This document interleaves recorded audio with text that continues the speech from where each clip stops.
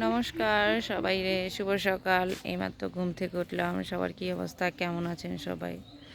এই তো ঘুম থেকে উঠেই এখন ফুল তুলতে আসলাম।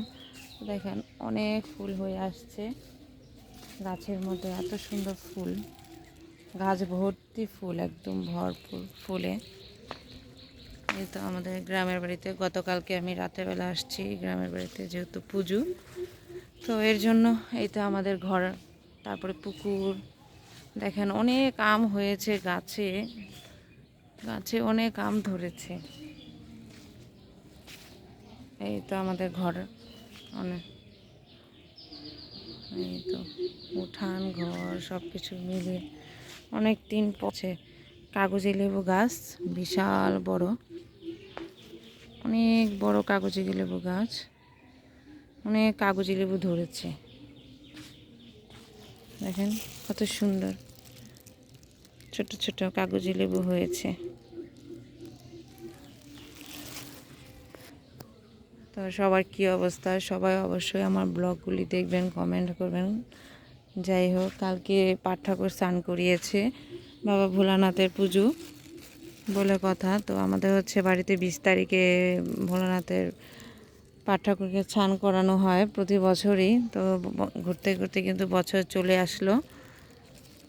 এক বছর কিভাবে চলে যায় বলতেই পারি না।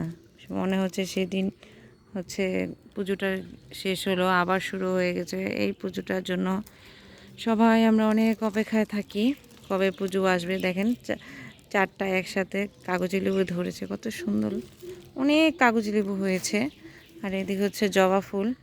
তো এখন আমি ফুল তুলবো কতগুলো, আর কলিও তুলবো। এই কলিগুলো আমি বাসায় নিয়ে যাব, আজকেই বাসায় চলে যাব, যেহেতু আমি আদরকে আনিনি।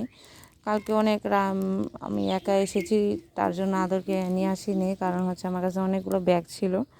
এগুলো নিয়ে যাব, এগুলো কালকে ফুটবে, এর জন্য।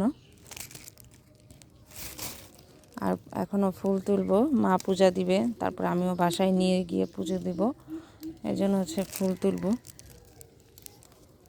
দেখেন অনেক ফুল গাছের মধ্যে, ভর্তি ফুল একদম। এই যে দেখেন কত সুন্দর জবা ফুলগুলো।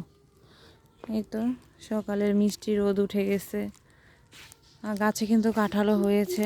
দেখেন এখন তো আম কাঁঠালের সিজন। দেখেন কত আম ধরেছে গাছে, দেখেছেন সবাই, কত আম ধরেছে গাছে। আমাদের বাড়িতে প্রচুর আম গাছ, প্রায় আপনার 100-150 আম গাছ হবে, এত আম গাছ। সব গাছেই প্রচুর আম ধরেছে। দেখেন আপনাদেরকে অনেক আম হয়েছে। এখন কিন্তু কাঁচা আমের সিজন, টক ডাল, আম ভর্তা, এগুলো খেতে ভীষণ মজা লাগে। তারপরে এই ছোটো ছোটো আম যে গাছ থেকে পড়ে, তো এই যে দেখেন পড়ে আছে, এই আম তুলে মা ফলসি দিয়ে থাকে, ওই ফলসি আবার টক ডাল খাওয়া যায়। যখন সিজন থাকে না আমের, তখন আমরা ওই ফলসি দিয়ে টক ডাল খাই। তো এই তো, আর এই দেখেন এই গাছেও কিন্তু অনেক ফুল ধরেছে। এই তো এই সাদা ফুলগুলিও তুলবো।